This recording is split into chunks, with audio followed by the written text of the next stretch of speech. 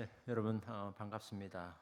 한 번 초청해 주시는 것도 감사한데 이렇게 두 번씩이나 저를 불러 주셔서 너무 감사하고 올 때마다 참 교회 건물도 아름답고 우리 성도분들도 미남 미녀가 많으시고 목사님과 사모님도 학교 다닐 때부터 원래 미남 미녀로 또 소문이 났었고 아멘.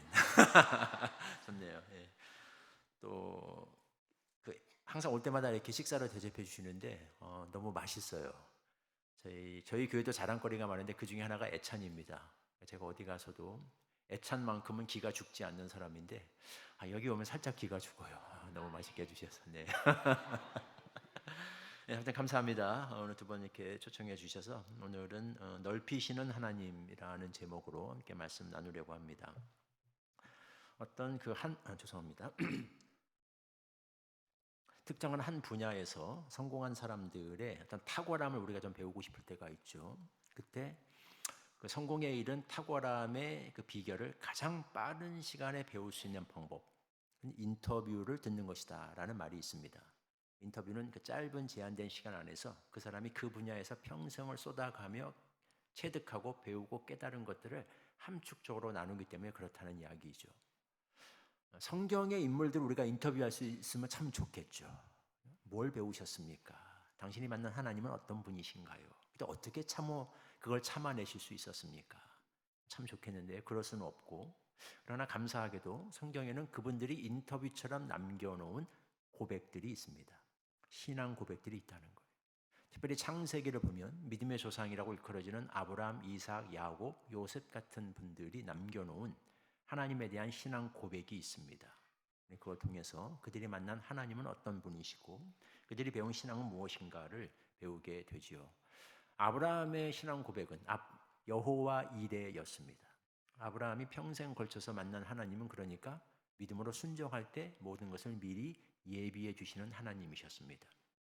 사라의 고백은 이삭이었죠. 웃게 하다, 웃는다라는 뜻입니다. 결국 하나님이 나를 웃게 하시더라. 순간순간 눈물 날 때 많았지만 결국 가서 보니까 하나님은 나에게 웃음을 주시고 웃게 하시는 분이시더라. 이게 사라의 신앙 고백이었습니다. 오늘 본문에서 우리는 두 부부의 아들이면서 믿음의 2대 조상인 이삭의 신앙 고백을 듣게 됩니다. 한마디로 르호봇의 하나님. 히브리어로 르호봇은 넓다, 넓히다라는 뜻이에요. 넓히시는 하나님이다. 내가 만난 하나님은 넓히시는 하나님이다. 나를 넓히시더라 하나님은. 그게 이삭의 신앙 고백이었습니다. 본문을 보면 이 고백이 나오기까지 이삭에게 닥친 여러 가지 사건들이 언급이 되고 있습니다. 오늘 짧게 본문만 읽었지만 그 앞뒤 전후를 보면 이삭이 겪었던 다양한 이야기들이 언급이 되고 있죠. 한마디로 말하면 그냥 고난의 연속이었다. 우리는 그렇게 정리할 수 있습니다.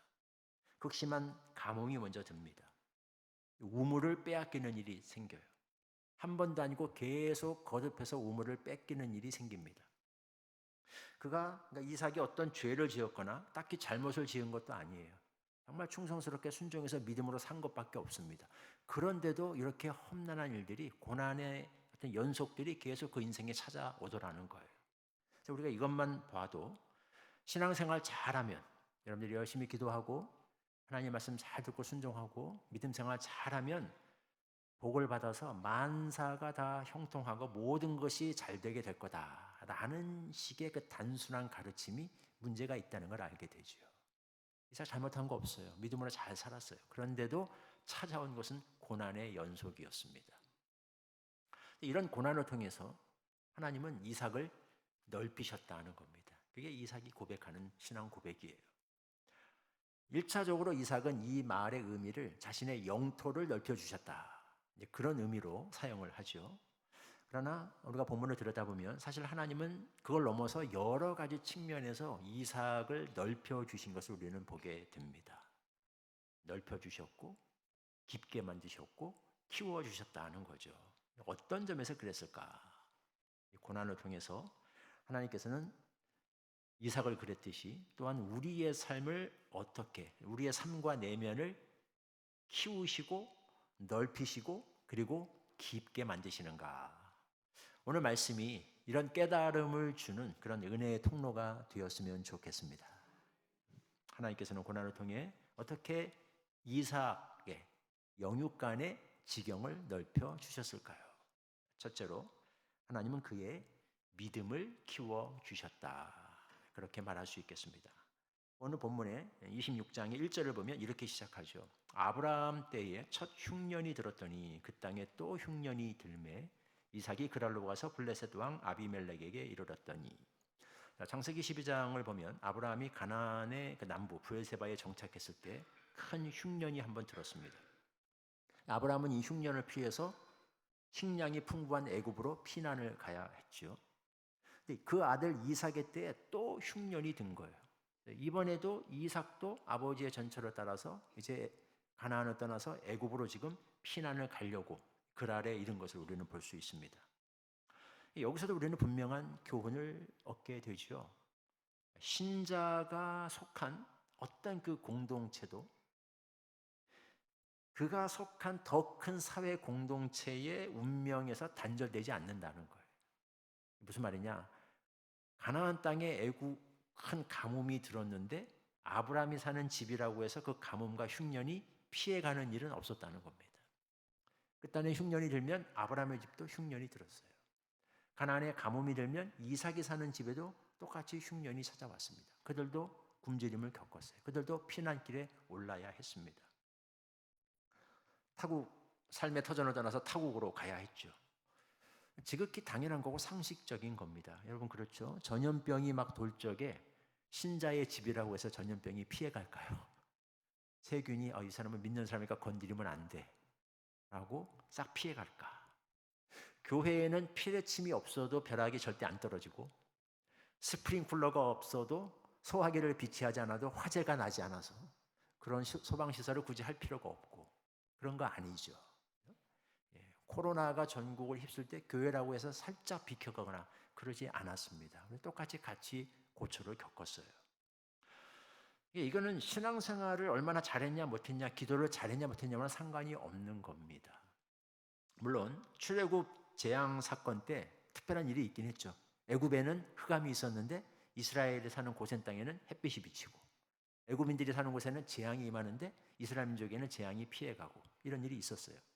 그건 구속사의 역사 속에서 특별한 때였습니다. 하나님이 하나님의 백성과 이 세상에 살아가고 있는 백성들의 정체성과 신분과 운명이 어떻게 다른가라는 것을 상징적으로 보여주기 위해서 특별히 그렇게 하셨던 사건이라는 겁니다.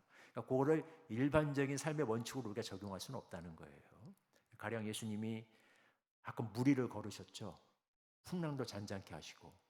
근데 평소에는 어떻게 하셨죠? 갈릴리 호수에서 배 타고 다니셨습니다. 항상 무리를 걸어가신 건 아니었어요. 가끔은 오병이어의 기적을 행하기도 하셨지만 평소에는 제자들이 먹을 것을 구하러 마을로 돌아가서 식량을 구해와야 했습니다. 가끔 죽은 자를 살리기도 했지만 공동묘지 지나갈 때마다 다 무덤 뚜껑 여시고 안에 시체들 막 일으키시고 그러면서 다니신 것은 아니라는 거예요.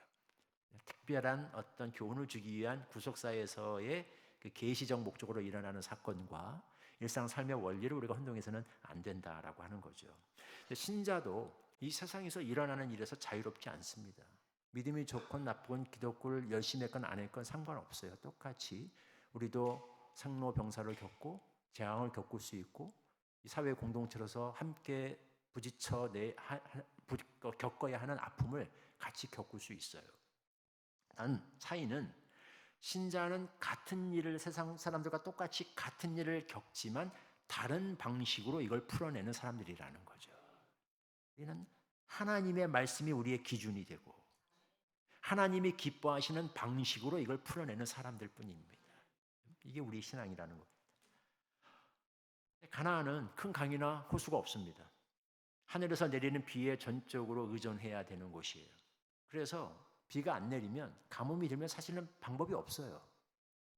여기를 떠나서 물이 많은 곳, 나일강이 있는 애굽으로 가는 수밖에 없습니다. 아브라함도 그렇게 갔죠. 이삭도 이제 그렇게 가려고 한 거예요.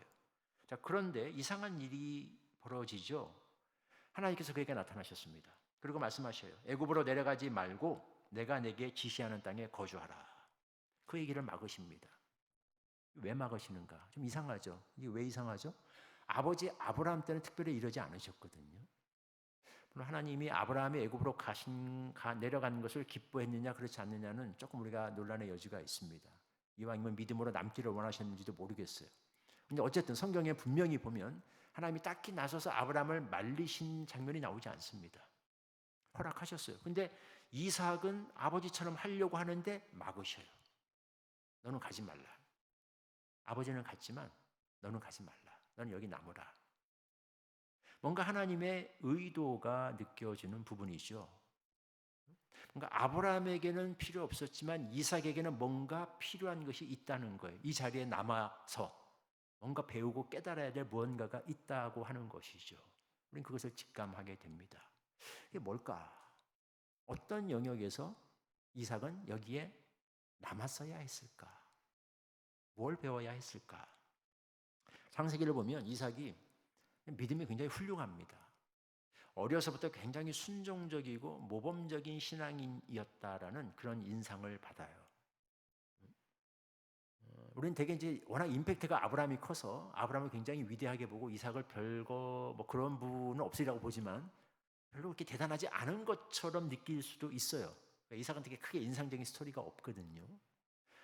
그래서 이삭이 워낙 믿음이 좋아서 그럴 수 있습니다. 여러분 그 수영을 잘하는 사람과 못하는 사람의 특징, 다이빙을 잘하는 사람과 못하는 사람의 특징, 고수일수록 물이 안 튀죠. 수영을 잘 못하는 사람일수록 엄청나게 물보러가 튑니다. 대단한 뭐 일을 하는 것 같은데 되게 느리게 가고 있죠. 고수일수록 그냥 매끄럽게 나가고 다이빙도 물이 거의 튀지 않아요. 어떻게 보면 이삭은 좀 그런 사람이에요. 어려서부터 워낙 모범적으로 왜 아버지의 믿음을 보고 자랐기 때문에 그럴 겁니다. 그래서 아버지가 심지어 자기를 번제로 바치려고 하는 그 순간에도 이삭은 딱히 반항했다는 내용이 나오지 않습니다. 얼마나 쉽지 않은 일이에요. 트라우마가 남을 수 있죠. 아버지가 자신을 자기 몸에 칼을 꽂고 나를 하나님께 제물로 바치려고 하는. 그때 나이를 계산해 보면 이삭이 한참 청년 때였습니다. 결국 어린 아기가 아니었어요. 아브라함보다 힘이 셌을 때였어요. 얼마든지 아버지 정도는 제압할 수 있는 나이였습니다. 그런데도 순순히 믿음으로 순종합니다. 훌륭한 믿음이죠. 결혼 후에 아이가 생기지 않았습니다. 아브라함은 10년 만에 인내심이 바닥이 났거든요. 그래서 결국은 여러 가지 일을 하죠. 하나님께 불평하기도 하고 하나님이 데리고 나가서 하늘의 별을 보여주고 하늘의 묵별과 같이 내 자손이 될 거다. 잠시 회개하고 믿고 의롭다함을 받고 그러고 나서 몇 년 지나니까 또 힘들어져서 결국은 하가를 취해서 이스마엘을 낳잖아요. 근데 이삭은 그런 얘기가 없어요. 그냥 20년간 리브가가 아이를 못 낳는데 20년간 꾸준히 그냥 기도했다는 내용밖에 나오지 않습니다. 왜? 기본 디폴트가 기도인 거예요. 하나님이 주실 때까지 이건 당연히 기도하고 기다려야지. 어려서부터 이거 배웠기 때문에 참 모범적인 신앙 가정에서 자라난 그런 자녀에게서 느껴지는 어떤 그 신앙의 여유랄까 품격이랄까 그걸 우리는 보게 되죠. 그런데 이삭에게는 아브라함에게는 있었으나 이삭이 갖지 못한 한 가지가 있죠. 뭡니까? 이삭은 아버지처럼 개척자는 아니었다는 것입니다. 맨 땅에서 시작됐던 아버지 아브라함과는 달리 이삭은 물려받은 것이 되게 많은 세대였어요. 굳이 요즘의 표현을 빌리자면 신앙의 금수저? 라고 할 수 있겠죠. 또 너무 믿음이 좋은 아버지 밑에서 자랐고 아버지가 믿음으로 살아서 하나님의 축복을 많이 받아가지고 모든 것이 다 갖춰져 있었어요. 그걸 다 물려받은 세대입니다. 다 갖춰진 집안에서 태어났어요. 정말 신앙의 영적인 금수저이죠. 하나님의 축복과 은혜와 풍요를 어려서부터 넘치게 배우고 체험하면서 자랐습니다. 하나님께서 그러니까 이런 이삭의 믿음을 한 단계 성장시키기를 원하셨다는 겁니다. 키워주기를 원하신 거예요. 왜? 하나님은 이삭이 언제까지 온실 속의 화초처럼 그저 신앙의 금수저 집안에 태어나서 모든 것이 다 갖춰진 집안에 태어나서 그냥 받아 누리며 살아가는 그런 믿음의 수준에 머무르기를 원치 않으셨기 때문입니다. 그에게 새로운 도전을 주시죠. 너 여기 남으라. 여기 한번 남아보라. 이삭이 아버지로부터 물려받던 그 모든 것들이 무용지물이 되는, 무력화되는 상황에 한번 부딪혀 보라는 거죠. 모든 계산, 염려를 뛰어넘어서 믿음으로 이제 진짜 생존의 문제를 정말 하나님께 맡겨보라는 겁니다. 이삭에게 주어진 과제였어요. 그가 순종했죠. 그래서 어떤 일이 일어났습니까? 12절을 보면 이렇게 되어 있습니다. 이삭이 그 땅에서 농사를 하여 그 해 100배나 얻었고 여호와께서 복을 주심으로 그 사람이 창대하고 왕성하여 마침내 거부가 되었다. 할렐루야, 아멘이죠. 흉년으로 생존이 불투명하던 그 땅에서 100배의 수확을 얻게 됐습니다. 물론 이제 100이라고 하는 숫자는 상징적일 수 있어요. 그러나 진짜 불가능한 숫자가 아닙니다. 잠시 후에 제가 땅의 특징을 설명드리겠지만 충분히 흉년이 들어갔다가도 그 다음에 몇 배의 수확을 낼 수 있는 그런 가능성이 많은 땅, 그게 그 지역 땅의 특징이기도 합니다. 그러니까 뭐예요? 이제 이삭이 거부가 됐는데 그 전에도 이삭은 원래 부유한 사람이었죠. 그러나 차이가 있습니다. 아버지 아브라함의 유산 때문이 아니라 하나님이 주신 복으로 말미암아 거부가 되는 체험을 한 거죠. 이삭은 그 믿음을 배웠습니다. 하나님은 그 믿음을 여기서 한번 배워보라는 거였어요. 그렇게 키워주기는 원하신 겁니다. 이런 체험을 통해서 참으로 하나님을 인생의 생사화 복을 주관하시는 절대 주권자로 한번 만나보라는 거죠. 이삭은 그 체험을 했습니다. 이게 안전한 애굽으로 내려가는 좋은 길이 있음에도 불구하고 그랄에 머물게 하신 그런 이유였습니다. 왜? 이 그랄, 가나안 땅이라고 하는 게 특히 브엘세바, 그랄 이 지역의 그 환경적 특징이 이 교훈을 배우기에 너무 적절한 그런 특징을 가진 환경이기 때문이죠. 사실은 이게 이 지역의 특징이 가나안 지역의 전형적인 특징이기도 해요. 이게 가나안과 애굽 땅을 구별짓는 특징입니다. 하나님께서 왜 애굽을 떠나서 이스라엘 백성들을 가나안에 들어가게 하셨는가? 여러분, 가나안을 어떤 땅으로 성경이 묘사하고 있죠? 성경에서 자주 나오는 표현, 가나안은 뭐가 흐르는 땅이라 그래요, 그죠? 젖과 꿀이 흐르는 땅, 굉장히 좋은 땅, 그죠? 진짜 가서 막 저도 처음에 그런 줄 알았어요. 진짜 그렇게 우거지고 풍요로운 땅인 줄 알았는데 가서 많이 놀랐습니다. 여러분들 한번 가보시면 많이 놀랄 거예요. 전 국토의 50%가 사실은 광야입니다. 반사막지대예요. 어쨌든 그래도 중동에 비유해서 보면 그 정도면 괜찮은 땅이긴 해요. 풍요로운 땅이긴 합니다. 그런데 자, 여러분 보세요. 이게 젖과 꿀이 흐르는 땅을 좋은 땅, 풍요로운 땅만으로 해석하게 되면 우리가 그 이상한 현상이 발생하게 됩니다. 왜? 그렇게 보면 굳이 애굽을 떠날 필요가 없어요. 그냥 풍요롭기로 따지면 애굽이 훨씬 더 좋은 땅이거든요. 실제로 이스라엘 백성들이 그래서 광야에서 물 때문에 고생을 할 적에 모세에게 이렇게 불만을 표하죠. 네가 어찌하여 우리를 젖과 꿀이 흐르는 땅에서 끄집어내서 여기서 죽게 하느냐. 그 일이 어찌 작은 일이냐. 이게 무슨 말이에요? 우리가 원래 젖과 꿀이 흐르는 땅에 있었지 않았느냐라는 얘기죠. 애굽을 말하는 겁니다. 애굽이 훨씬 더 풍요로워요. 왜? 나일강이 있기 때문에. 정말 풍요로운 땅은 애굽입니다. 뭐 가나안도 풍요롭긴 하지만 단순히 풍요의 비중에서 보자면 애굽이 훨씬 더 좋아요. 하나님이 왜 굳이 거기를 떠나게 하셔서 가나안 땅, 여기를 젖과 꿀이 흐르는 땅이라고 들어가게 하시느냐라고 할 때 하나님이 친히 그렇게 말씀하십니다. 이 두 땅은 차이가 있다는 거예요. 어떤 차이가 있느냐? PPT 사진 한번 띄워주시겠어요? 첫 번째 슬라이드. 뒤로. 이거를 먼저 스포를 해버리셨네. 뒤로. 예. 뒤로. 첫 번째 사진이 그거예요? 아니. 더 뒤서 맨 처음 사진이. 앞으로 말고 뒤로, 더 뒤로. 지금 계속 앞으로 가고 계신데 더 뒤로. 예. 왜 거꾸로 된 것 같나 보죠? 이거를 파일로 더 반대 방향으로 가주세요. 계속 전진을 하고 계신데 맨 처음에 그 꽃 사진, 그 앞에 더 사진 없나요? 예. 더 앞에 페이지가 안 뜨나요? 사진이 좀 더 있을 텐데 아마 슬라이드 애니메이션으로 제가 사진을 저게 맨 마지막 사진이 뜬 거고 그 앞에 좀 사진이 있을 텐데 없어요? 아쉽게 됐네. 예. 그 앞에 사진을 좀 봐야 되는데 저 앞에 사진이 뭐냐면 같은 지역에서 찍은 사진입니다. 황량한 광야, 건기 때 찍은 사진을 보면 완전히 황량한 광야의 사진이 있습니다. 거기에 어쨌든 그 위에 하나님이 하신 말씀이 있죠. 자, 저 밭은 우리 같이 한번 잘 보이시면 맨 위에 적힌 글 한번 같이 읽어볼까요? 네. 내가 들어가 얻으려 하는 땅은 내가 나온 애굽 땅과 같지 아니하니 거기서는 너희가 파종한 후에 발로 물대기를 채소밭의 댐과 같이 하였거니와 너희가 건너가서 얻을 땅은 산과 골짜기가 있어서 하늘에서 내리는 비를 흡수하는 곳이며 땅이라. 네, 하나님이 직접 설명하십니다. 애굽과 가나안 땅은 달라. 애굽 땅 둘 다 비옥한 땅인데 애굽은 왜 비옥하냐면 물이 항상 있어서 그래요. 나일강. 그래서 밭에 물댈 때 그냥 원하면 발로 채소밭에 이게 펌프질만 하면 항상 물을 댈 수 있다는 겁니다. 나일강에서부터 관계수로 시설을 쫙 깔아놔서 발로 펌프질만 하면 늘 물을 끌어다가 쓸 수 있어요. 그 풍요로움이 보장된 땅입니다. 가나안 땅은 그렇지 않습니다. 이 땅은 풍요로울 수 있긴 하지만 조건이 달려 있어요.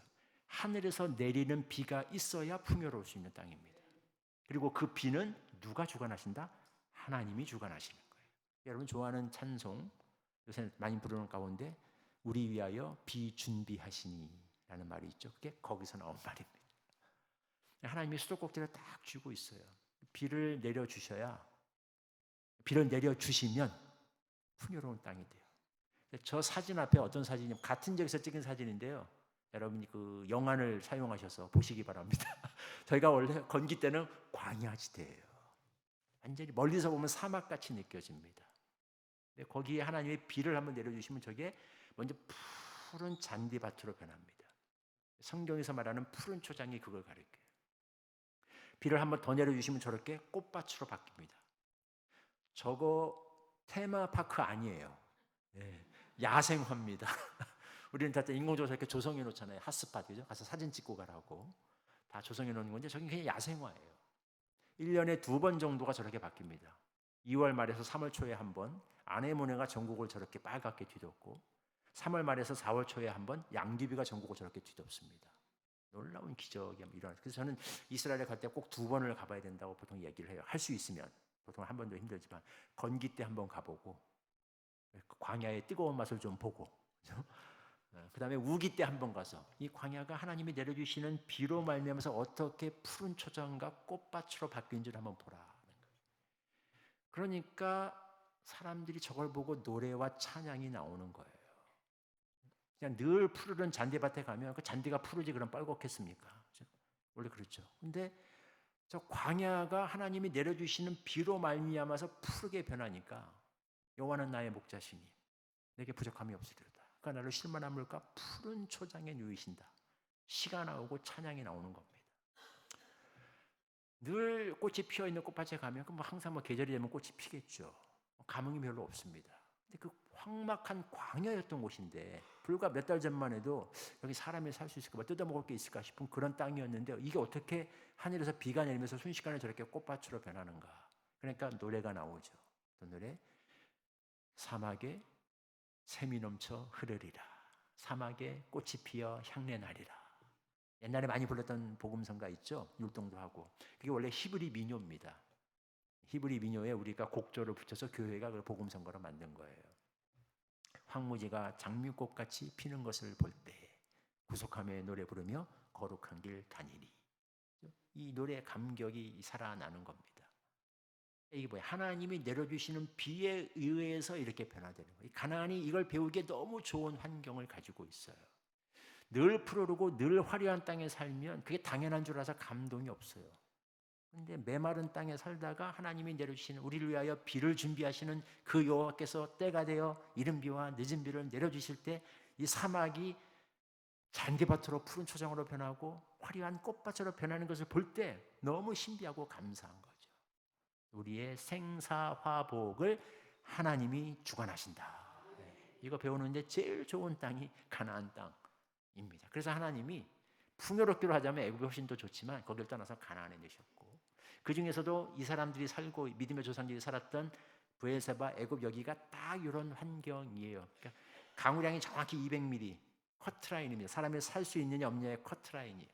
하나님이 비를 내려주시면 땅 자체는 비옥해서 100배의 수확도 얻을 수 있고, 하나님이 비를 걷어가시면 아예 생존이 불가능해서 황무지가 될 수도 있는, 믿음을 배우고 체험하기 너무 좋은 땅이죠. 어쨌든 이삭은 이 순종을 통해서 이걸 배웠습니다. 가끔 우리가 살아가면서 이런 순간을 맞이합니다. 내가 가지고 있던 것들, 준비해왔던 것들이 일순간에 다 무용지물이 되는 것 같은 그런 상황이 놓일 때가 있어요. 우리는 묻죠. 하나님, 왜 저를 이런 코너에 몰아넣으십니까? 왜 나에게 이런 일이 일어나게 하십니까? 믿음으로 기도하고 순종해서 살았으면 형통의 길을 열어주시고 탄탄대로로 걷게 하셔야지, 왕의 대로로 걷게 하셔야지. 왜 나를 이런 코너에 몰아넣으시는가? 사방이 다 막힌 것 같고 뭘 어떻게 해야 될지는 모르겠고, 그런데 저는 그때야말로 진짜 하나님을 의지하는 믿음을 배울 수 있는 순간이에요.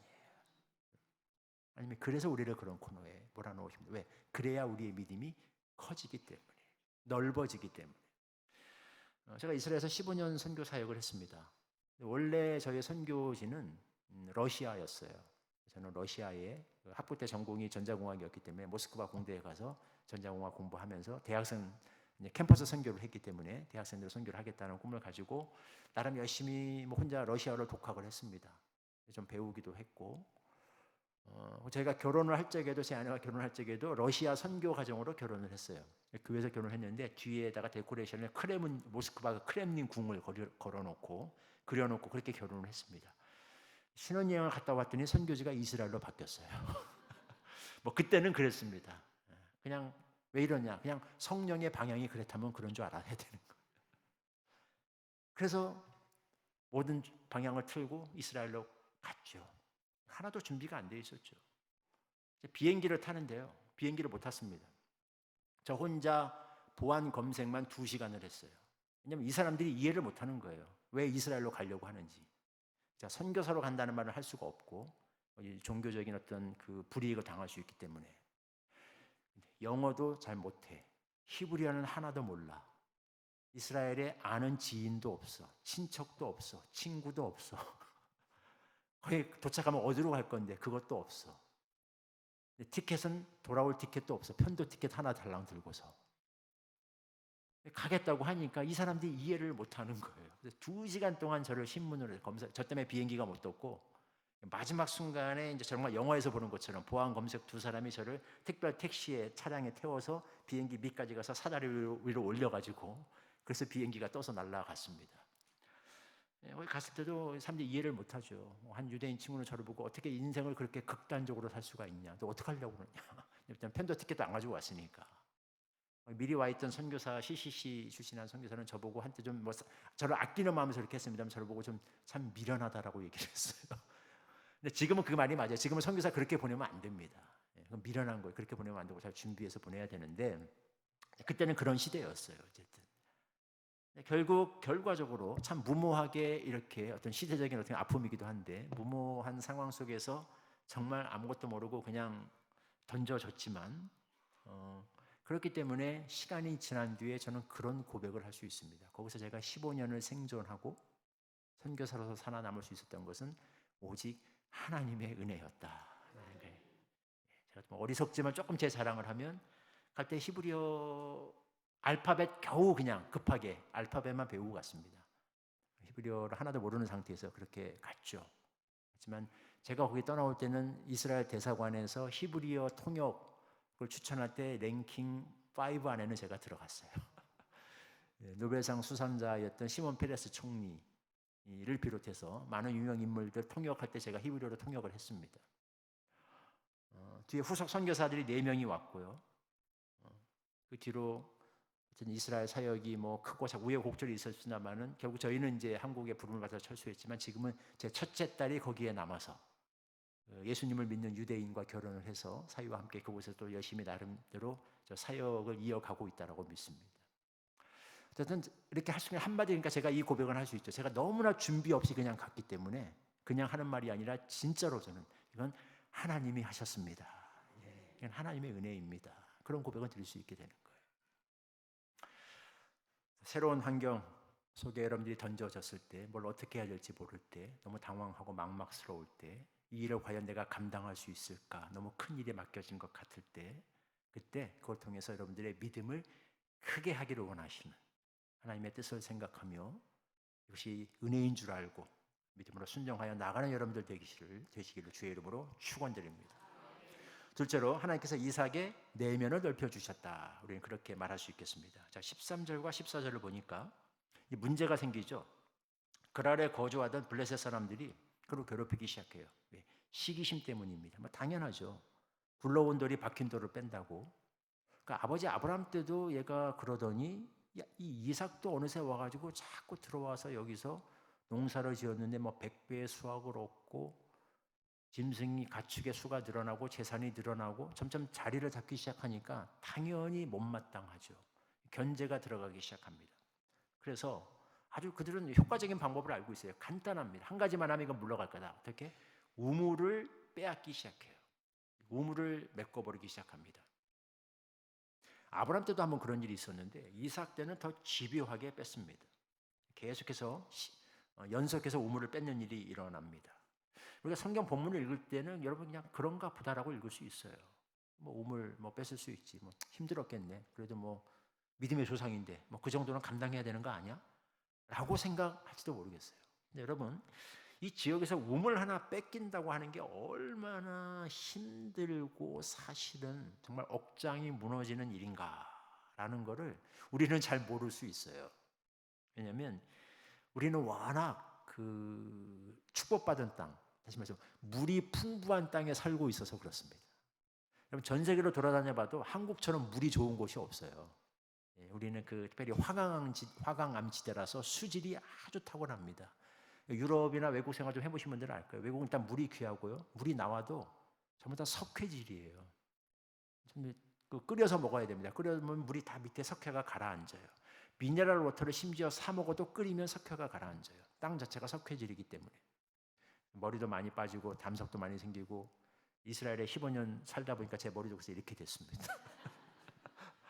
뭐 이런 일들이 많은데 우리는 정말 물이 좋아요. 수질이 좋고 어디든지 땅만 파면 물이 나와요. 그죠? 웬만한 산 하나 있다면 다 약수터 하나씩은 있잖아요. 근데 이스라엘만도 물이 굉장히 귀합니다. 농담만 진담만 우리 그런 말을 해요. 이스라엘은 물만 흐르면 국립공원이다 라는 말을 해요. 너무 우리는 좋은 땅에 살고 있어서 물이 얼마나 귀한가라는 것을 참 이해하기 어렵죠. 특별히 이 지역에 아브라함과 이삭이 살고 있던 브엘세바 그랄 지역의 특징은 더 그렇습니다. 이 지역의 토양 자체가 로에사 황토라고 일컬어지는 토양인데요. 토양 자체는 굉장히 비옥해요. 물만 일정량이 규칙적으로 공급이 되면 굉장히 농사를 잘 지을 수 있는 가능성 높은 땅이긴 합니다. 그래서 이삭이 믿음으로 순종했더니 전에는 가물었는데 그 다음에 100배의 수확을 얻었다.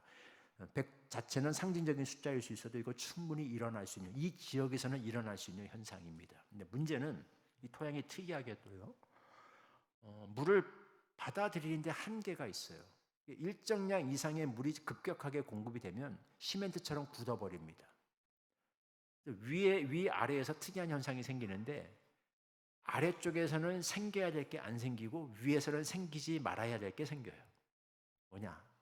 아래쪽 땅 깊은 곳에서는 지하수가 생기질 않습니다. 물이 스며 들어가야 수층이 생기고 지하수가 생기는데 비가 조금만 많이 와버리면 딱 굳어서 물이 다 흘러가기 때문에 지하수가 안 생겨요. 반면에 물 위에서는 홍수가 납니다. 1년에 200mm밖에 비 안 내려요. 우리는 막 1시간에도 폭우가 쏟아지면 50mm, 막 100mm 쏟아질 때도 있잖아요. 1년 내내 내려봐야 200mm인데 근데 그 얼마 안 되는 비가 이제 우기 기간에 집중적으로 내립니다. 그때 그나마 홍수가 나버린다는 거예요. 실제로 광야에서 익사자가 나옵니다. 이스라엘에서 광야 투어를 할 적에는 일기예보를 잘 듣고 가야 돼요. 안 그러면 물에 빠져 죽습니다. 불과 몇 년 전에도 이스라엘 여고생들 한 5명인가가 광야에 나갔다가 물에 빠져 죽었어요. 비가 와서 순식간에 광야의 사막지대에 홍수가 난 거죠. 그런 일이 생긴다는 거예요. 그러니까 어쨌든 지하수가 안 생겨요. 물 얻기가 굉장히 어렵습니다. 우물 하나 파는 게 굉장히 어렵다는 거죠. 사진을 한번 볼까요? 다음 슬라이드. 저기 이제 브엘세바의 모습인데 저기도 보면 오른쪽의 기준의 사각형으로 오른쪽 제 기준으로 오른쪽 구석에 보이는데 여기서 보면 오른쪽 구석에 사각형으로 보이는 게 저게 지하 물탱크입니다. 그 뒤쪽에 홍수가 나서 물이 흐를 때 그 앞에 댐을 만들었어요. 흘러가는 그 물을 막아서 갱도를 통해서 저 안에 땅속으로 끌어들여서 밑에 물을 저장해 놨어요. 저 안에 계단을 타고 내려 들어가면 다음 사진 볼까요? 저 계단 사진이 나올 거예요. 저 밑으로 내려가면 대형 버스가 들어갈 만한 거대한 지하 물탱크가 있습니다. 바위를 파고 석회를 칠해서 방수칠을 하고 물을 저장해 놓는 거죠. 평소에.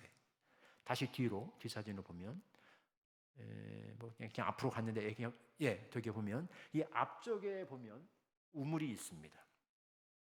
그리고 시내 중간에는 우물까지 파여진 도랑이 있어요. 다음 사진 볼까요? 하나 더. 요 사진. 자, 맨 위에 있는 게 저 도랑입니다. 하수도가 아니라 시내의 그 성 안에 내리는 빗물을 한 방울이라도 더 모으기 위해서 파놓은 수로예요. 물을 다 빗물 한 방울까지 끌어 모아서 아래쪽에 있는 우물에다가 모아서 합치는 겁니다. 그 정도로 이 물을 얻기 위해서 치열하게 노력을 하는 거죠. 그리고 자, 이제 제일 클라이막스는 저 우물이죠. 저 우물의 깊이가 70m에서 80m에 이릅니다. 그 정도는 파야 물이 나온다는 거예요. 그만큼 어렵습니다.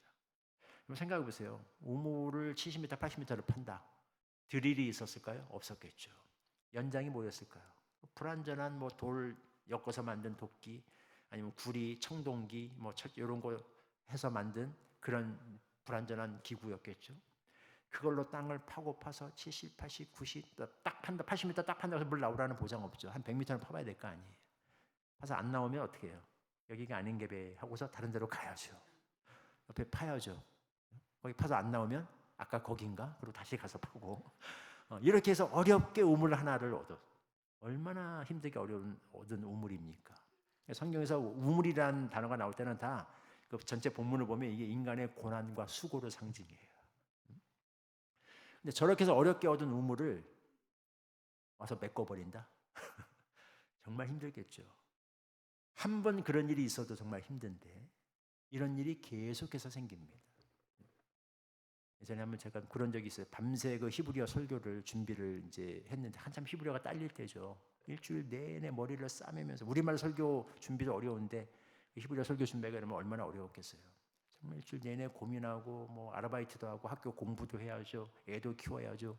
그 시간 쪼개놔서 그냥 머리를 쥐어 뜯어가면서 이렇게 히브리어 설교를 준비합니다. 제 동료 선교사 한 분은요, 히브리어 공부하다가 어느 날 히브리어 사전 찢어버리고 다 교재 불태워버린 적이 있어요. 너무 스트레스 받아가지고.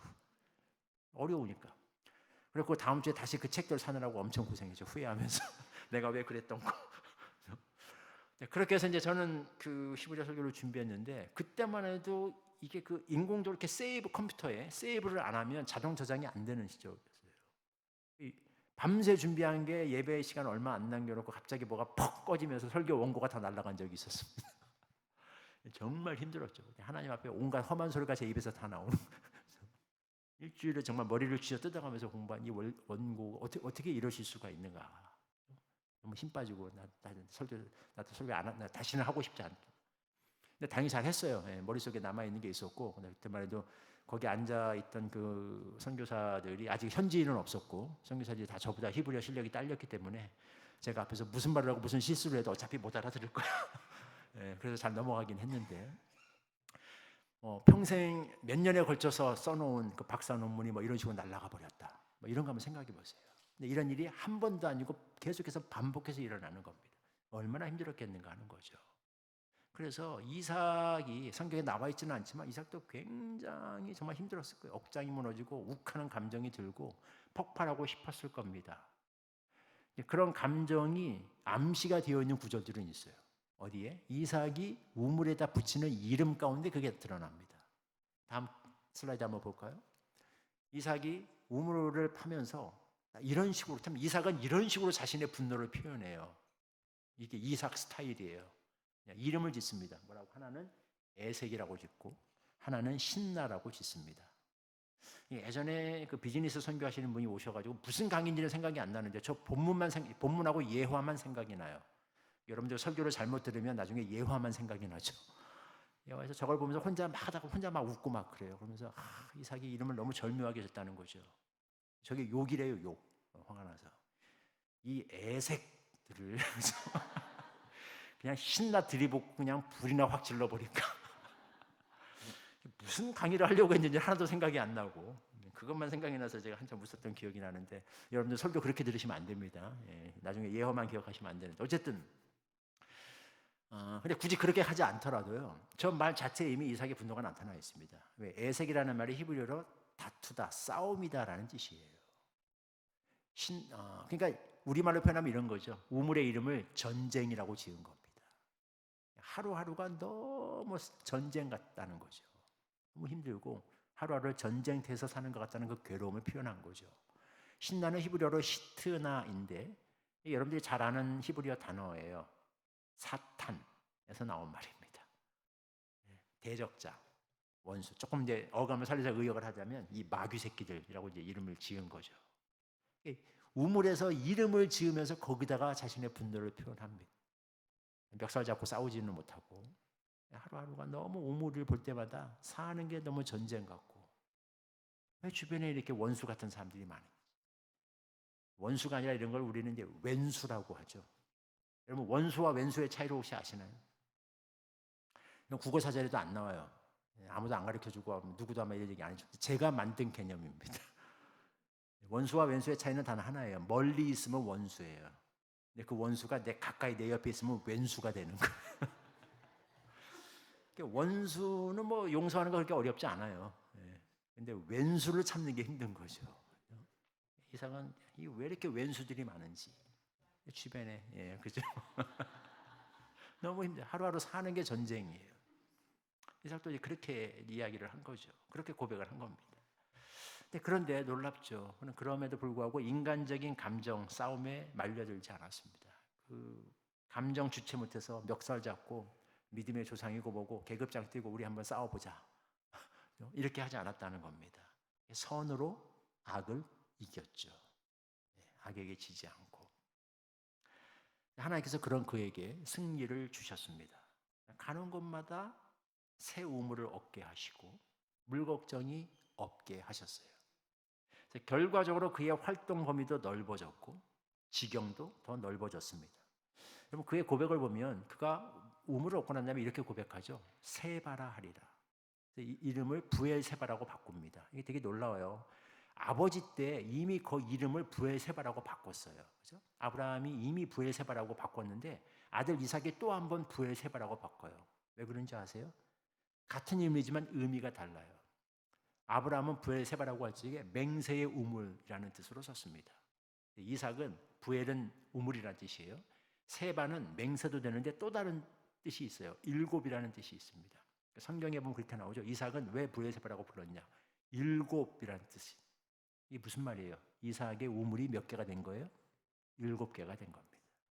시간이 지나고 보니까 어느새 7개가 됐어요. 하나님이 그렇게 지경을 넓혀 주신 거죠. 지경만 넓혀졌을까요? 그 가운데 이삭의 내면도 넓혀 주셨습니다. 그게 암시되어 있죠. 왜 이걸 다 참아내는 거 아니겠어요? 다 견뎌냈잖아요. 참아냈잖아요. 결국 선으로 악을 이겼죠. 그래서 이런 이삭을 볼 때 우리는 딱 떠오르는 우리 주님의 말씀이 있습니다. 산상수훈. 온유한 자는 복이 있나니 저가 땅을 기업으로 얻을 것이라. 이 말을 적용하기에 가장 적절한 인물이 이삭이 아닐까 생각을 합니다. 이삭은 참 온유한 인물인데 우리는 보통 온유하면 천성적으로 좀 유순한 성격을 떠올리기가 쉽죠. 성격이 워낙 좋아서 유순한 성격을 타고나서 이 사람은 이렇게 때려도 별로 화도 안 내고 능히 다른 뺨을 이렇게 내밀 수 있는 참 그런 성격 좋은 사람. 근데 성경은 온유의 개념을 이렇게 설명하지 않아요. 여러분, 성경 히브리어로 온유를 뭐라고 하는지 아십니까? 아나바라고 얘기하는데요. 이 아나바라는 단어의 어원이 어디에서 왔냐면 고문에서 왔어요. 온이, 고통, 고문이라는 뜻입니다. 그러니까 온유라고 하는 건 뭐예요? 성경이 말하는 온유는 타고난 성품이 아니라는 거예요. 고통을 통해서 길러지는 결과물이라는 거죠. 고생, 고난, 거의 고문에 가까운 그 혹독한 시련들을 버티면서 길러지는 어떤 내적 힘, 이게 성경이 말하는 온유라는 것입니다. 그래서 저는 개인적으로 이걸 가장 잘 어감을 살려서 의역을 한다면 이런 단어를 쓰고 싶어요. 맷집이라는 말. 맞으면서 길러지는 맷집. 성경이 말하는 온유의 개념은 여기에 가장 가깝다. 그렇게 말하고 싶습니다. 성경이 보면 모세를 가리켜서 이런 말을 하죠. 모세가 가장 그 온유함이 지면에서 뛰어난 사람이었다. 제일 온유한 사람이 모세였다라고 얘기를 하죠. 그래서 어떤 분들은 이거를 이렇게 번역해야 된다라고 주장하기도 합니다. 그 말은 이 사람 모세는 지면의 모든 사람보다 고난을 많이 겪은 사람이었더라. 이 사람 모세는 지면의 모든 사람보다 온유한 사람이었더라. 라기보다는 이 사람 모세는 지면의 모든 사람보다 고난을 많이 겪은 사람이었더라.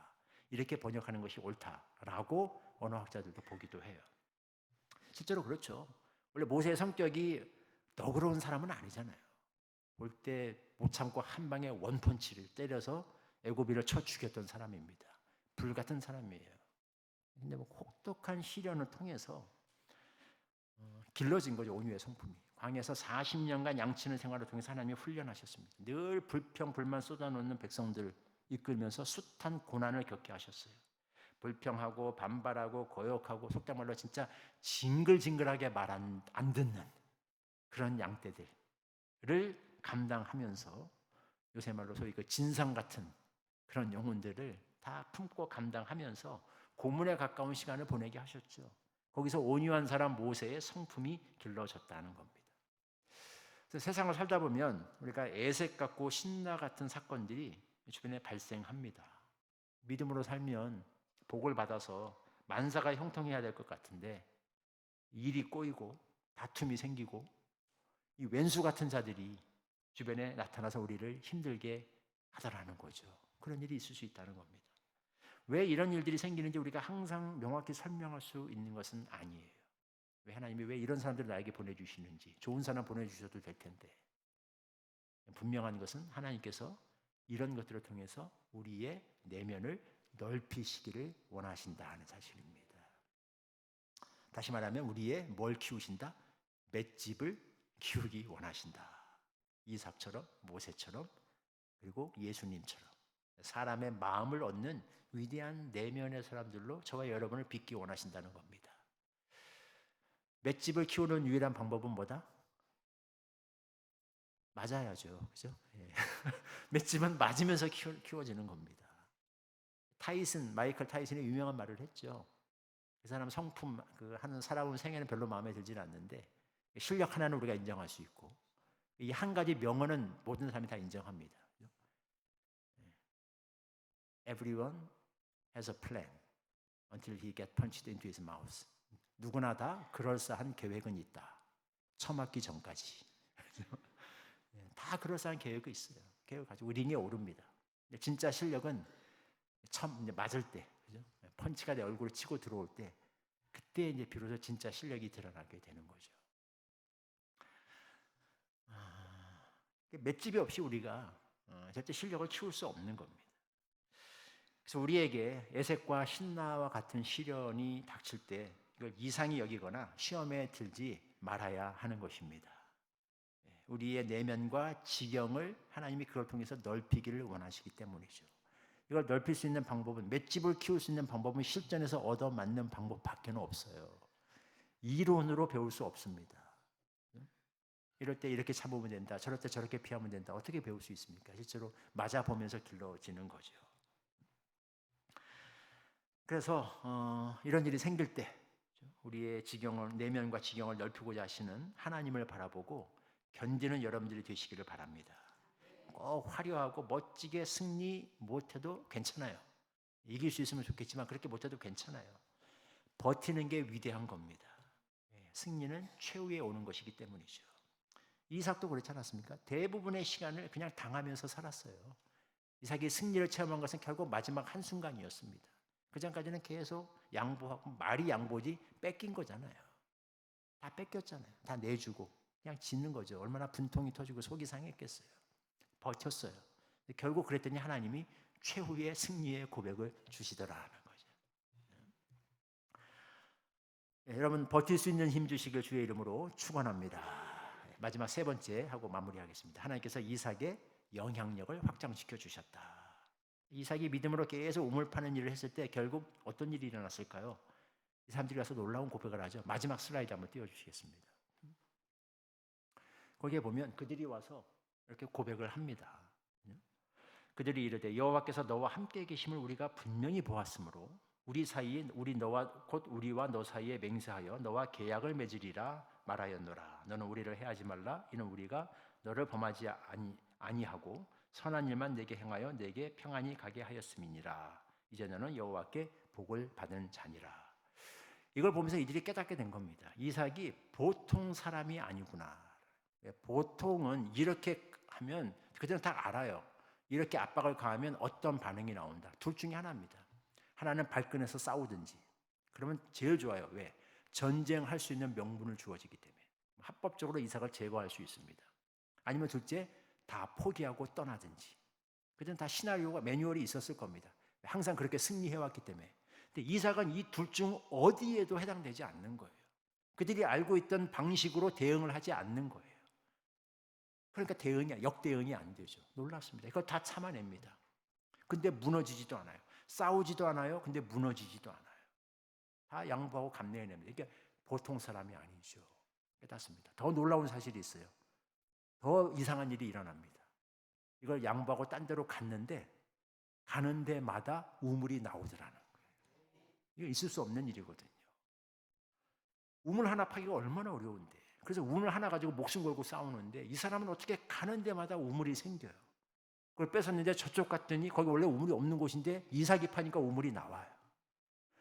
저기 막아버리면 더 이상 우물은 없어. 근데 이상한 데 가서 팠는데 이삭이 파니까 또 우물이 나와요. 그렇게 해서 몇 개? 7개가 나왔어요. 이거 보면 저 사람이 믿는 하나님이 진짜가 아니면 있을 수 없는 일이죠. 주변 블레셋 사람들이 이걸 보고 깨닫게 된 겁니다. 스스로 와서 고백을 하죠. 너는 정말 여호와께 복을 받은 자니라. 우리가 너를 건드리면 안 되겠다. 우리를 위해 기도해 달라. 뭐 이런 말 아니겠어요? 그래서 이삭은 그렇게 해서 살아계신 하나님을 드러냈습니다. 그렇게 해서 하나님의 영광을 나타냈습니다. 그렇게 해서 그의 영향력과 지경을 넓혔어요. 누가 이런 말을 했어요. 사람들이 왜 신앙에 이르지 못하는가? 2가지 이유가 있는데요. 첫째는 기독교인을 만나지 못해서 그렇다. 이해가 가죠? 둘째는 기독교인을 만나서 그랬다는 거예요. 신자 때문에 우리가 믿음에 이르기도 하고 크리스찬들 때문에 믿음에 이르지 못하기도 하고 그렇다. 무슨 말인지 이해하실 겁니다. 신자의 삶은 거룩하신 하나님의 모든 영광을 가리고 무력화시키는 무서운 독이 될 수도 있어요. 반면에 신자의 삶은 그 어떤 은혜로운 설교보다도 강력한 전도의 수단이 될 수도 있습니다. 우리가 어떻게 사느냐죠. 특히 고난과 환난 속에서 신앙으로 승리하는 신자들의 삶, 그 모습, 하나님의 나라가 전파되고 확장되는 강력하고 효과적인 통로가 됩니다. 아브라함이 그랬고 이삭이 그랬습니다. 성경이 그들이 돌아다니면서 막 노방전도했다는 말은 나오지 않아요. 근데 그럼에도 불구하고 그들의 삶을 통해서 주변 사람들이 다 하나님을 믿게 됐어요. 주변 사람들이 다 이방인들이 그들 통해서 하나님을 고백합니다. 심지어 그 집에 사는 이방 종들마저도 하나님을 경외하고 하나님을 고백합니다. 그뿐만이 아니죠. 바벨론의 포로로 끌려갔던 다니엘도 그랬습니다. 전도는 고사하고요. 노방전도는 고사하고 기도만 해도 잡혀 죽는 나라에 살았습니다. 그럼에도 불구하고 그의 삶을 통해서 온 바벨론 메소포타미아에 하나님의 영광이 선포되고 이방 왕들이 벨사살, 느부갓네살 이런 왕들의 입에서 하나님의 영광과 주권을 선포하는 신앙 고백들이 나왔어요. 그들의 삶을 통한 어떤 선지자도 하지 못했던 위대한 일들을 하게 된 거죠. 결론 맺겠습니다. 이삭의 하나님은 르호봇의 하나님, 넓히시는 하나님이십니다. 하나님은 가뭄 사건을 통해서 그의 내면을 넓히셨습니다. 신나와 에색의 시련을 통해서 그의 내면을 넓히시고 그의 영향력도 넓혀 주셨습니다. 이 하나님께서 오늘날 우리에게도 동일하게 일하십니다. 시련과 고난을 통해서 우리의 내면을 넓히시고 우리의 신앙의 맷집을 키우십니다. 말이 아니라 삶으로 우리 영향력과 지경을 확장하는 역사를 이루어 가십니다.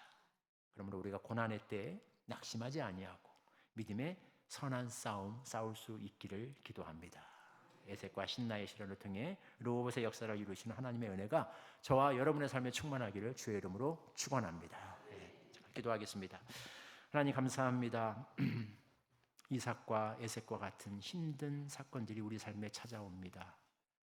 그러나 이것 통해서 그 속에서 우리의 지경을 넓히시고 우리의 믿음을 키우시고 우리의 영향력을 넓히시기 원하시는 하나님의 선하신 섭리가 있음을 믿고 감사드립니다. 고난과 시련의 시간이 찾아올 때 이것 때문에 힘들어하거나 낙심하지 말게 하시고 이것을 이상히 여기지 말게 하시고 이 속에 담긴 하나님의 더 큰 선한 의도와 섭리를 생각하며 우리의 믿음을 넓히고 신앙의 지경을 넓히며 살아계신 하나님께 대한 산 믿음을 배우고 체험해 나가는 그런 은혜를 우리에게 주시옵소서. 예수님의 이름으로 기도하옵나이다. 아멘.